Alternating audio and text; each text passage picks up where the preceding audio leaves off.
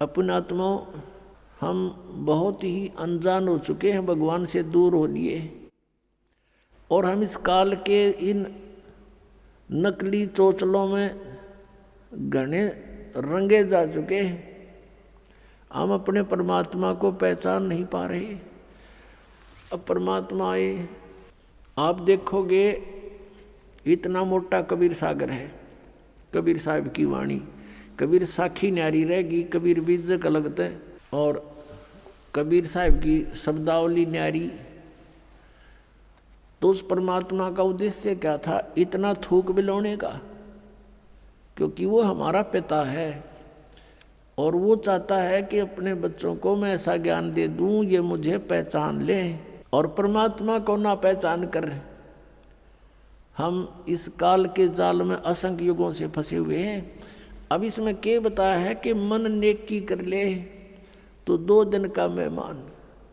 इस संसारिक सुख को, संपत्ति को जोड़ने में अपना जीवन नष्ट ना करे, और जो तुझे मिलना है वो निर्धारित कर रखा पहले ही, इससे कम नहीं रहेगा, ज़्यादा नहीं मिलेगा तुझे। हम भगवान के विधान को भूल के और दुखी हो रहे हैं। हम किसी का कोई मान ले 2 पैसे कमा रहा है तो ईर्ष्या बनती है कि ये क्यों कमा रहा है, फिर होड़ बनती है मैं भी कमाऊं, और आप कमाने लगे उसमें घाटा पड़ गया तो फिर दूसरा तरीका अपनाओगा, कोई चोरी ठगी मिलावट का रिश्वत का, फिर उसका कितना भयंकर दुख उठाएगा। तो कहने का भाव ये है कि इस तरह की जो पीड़ाएं हमें हो रही हैं बिना ज्ञान के हो रही है। अब भगवान आकर के हमें क्या बताता है कि तेरी पत्नी और पुत्र, जोरू लड़का और ये कुटुंब कबीला, ये 2 दिन का तेरे तन मन का मेला, और अंत समय उठ चले अकेला।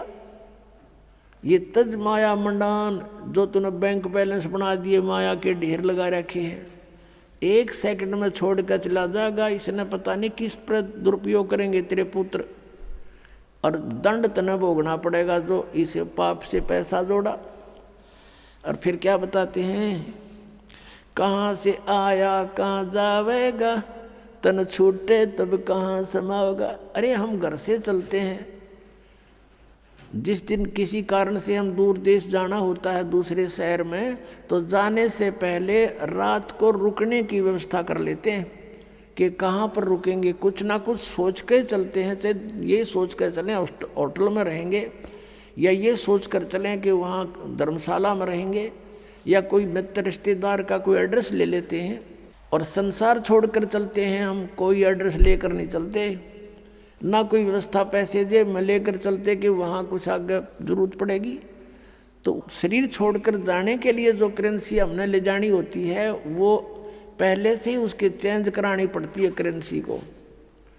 अब ये चेंज यहाँ पर वाला आश्रम में होती है और कहीं नहीं हो सकती, क्योंकि उनकी साधनाएं शास्त्र विरुद्ध हैं। और यहाँ पर है आप धर्म पुण्य करते हो, ये आपकी करेंसी चेंज होगी, ये यहाँ तो आवेगी, और इसका जब यहाँ संसार छोड़कर जाओगे आपको आगे रखी पाओगी आपकी उस बैंक में, भगवान वाले में। तो क्या बताते, कहाँ से आया कहाँ जावेगा, कहाँ से आए थे तुम कोई पता नहीं, और शरीर छोड़ के फिर कहाँ जाएगा पता नहीं। तो ये इसको आत्मज्ञान कहते हैं। और क्या कहते हैं परमात्मा, कहाँ से आया कहाँ जावेगा, तन छूटे तब कहाँ समाओगा। आखिर तुझको कौन कहेगा, गुरु बिन आत्म ज्ञान, मन ने की कर ले 2 दिन का मेहमान। अपना आत्माओं, हम इतनी गहराई से सोचते नहीं भगवान के इस विचार को, वो क्या कहना चाहते हैं। अब कैसे बोलते थे परमात्मा, कहीं भी जाकर खड़े हो जाते थे कबीर परमेश्वर, और अपनी आवाज़ में परमात्मा अपनी अमृतवाणी को बोलना शुरू कर देते। जैसे ये शब्द आपको सुना रहा है ये दास, इसमें कितना गहराई भरी हुई है। कहते हैं कि तू संसारिक व्यवहारिक लोगों से संपर्क में है, और वो तुझे केवल व्यवसाय की ट्रेनिंग ही दे सकते हैं, व्यवहारिक बातें ही बता सकते हैं, तो कितने अच्छी आत्माएं हैं, लेकिन तुझको गुरु के बिना ये आत्मज्ञान कोई नहीं बता सकता। आखिर तुझको कौन कहेगा गुरु बिन आत्मज्ञान, मन ने की कर ले 2 दिन का मेहमान। अपने आत्माओं, ये शब्द गान के नहीं, ये रोण के हैं। अब ये गाना नहीं है, जैसे किसी का पुत्र मर जाता है और वो माई रो रही होती है और वो गा भी रही होती है, लेकिन वो गा नहीं रही उस समय, वो रो रही होती है उस गाने के माध्यम से। तो यहाँ परमात्मा रो रहे हैं हमारे को कि तू कहाँ है, संसारिक व्यवहारिक बातों में सारा जीवन नष्ट कर रहा है, तुझे गुरु के बिना कौन बताओगा, तू कौन है, कहाँ से आया, उद्देश्य क्या था तेरा, आखिर तुझको कौन कहेगा गुरु बिन आत्मज्ञान है। और उसके निकट नहीं जा रहे तुम। आप देखते हो कितने व्यक्ति सत्संग में आते हैं, बाकी सारे अपने पेट के लिए दिन रात बस दौड़ धूप मचा रहे हैं। और ये सौभाग्य आपका कि आप गुरु का ज्ञान सुनने को मिल गया। ये नकली गुरुआं तभी बात ना बनती परमात्मा के सामने। इस काल ने कितनी कठिनाई पैदा करी, झूठे गुरु भेज दिए, नकली ज्ञान बतावें, नकली नाम बतावें, और ये भोली आत्मा उनको परम धनी मान के, पूर्ण गुरु मान करके आंखें बंद करके बैठे श्रद्धालु। अब उनको कहते हैं कि तुम्हारी साधना गलत है, वो नाराज हो जाते हैं और लड़ने को उतारू हो जाते हैं।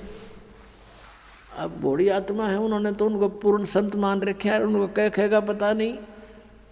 तो पुण्यात्माओं, यदि आप किसी मार्ग पर जा रहे हो, आगे से आपको कोई कहता कि ये मार्ग ठीक नहीं आपका, तो बुद्धिमान व्यक्ति को वहाँ रुक जाना चाहिए, उसकी बातों पर कुछ जोर देना चाहिए, उसके साथ झगड़ा नहीं करा कि तू झूठ क्यों बोला है, क्यों गलत बता रहा है मेरे मार्ग को। इसमें लड़न की बात से भाई, अगर आपको कॉन्फिडेंस है कि मैं सही जा रहा हूँ तो चला गया, नहीं इसने जैसा कहा उसको आपको बता दिया भी अगर रास्ता ठीक नहीं तेरा यूँ, तो उसके साथ झगड़ा नहीं करना होता। कोई भी ना करता ऐसे तो, बल्कि विचार करता आदमी कि सचमुच इसने क्यों ऐसा कहा, भाई पता तो करें, कारण पूछे, फिर वो कारण बतावे, उससे ना यकीन हो दूसरे से पूछे, तीसरे से पूछे, तो जब फाइनल हो जाए उस मार्ग पर फिर चलना चाहिए। और इसी में यही बुद्धिमता है। तो पुण्यात्मा दास बार बार कह रहा है कि ना तो राधा स्वामी पंथ, दंदम सतगुरु पंथ, जय गुरुदेव पंथ वालों के पास मोक्ष मार्ग नहीं है, ये जीवन नाशक हैं, ये बिल्कुल इनके नाम भी गलत, इनका ज्ञान भी गलत। और इनके प्रवर्तक की आपको दिखा दी तो शिवदयाल जी की के दुर्गति हुई कमरा, शिवदयाल जी की मरने के बाद वो भूत बन गया और वो बलोचिस्तानी सामस्ताना खेमामल जी इंजेक्शन रिएक्शन से मृत्यु होगी। और एक और उनके बाबूजी साहब उसकी हिस्ट्री पढ़ लो तो वो कितने जनती भुगत का मरा। अब क्या बताते हैं परमात्मा, कहते संशय शोक सराय में सूतक दिन राती, और जीवित जग में जूती पड़े फिर जम तोड़े छाती। यहाँ बिरान मैटी हो ले गया संसार में, वो भूत बन के बुक्की में बोला है। और आगे कहते जम तोड़े छाती, यम के दूत बकल तारेंगे।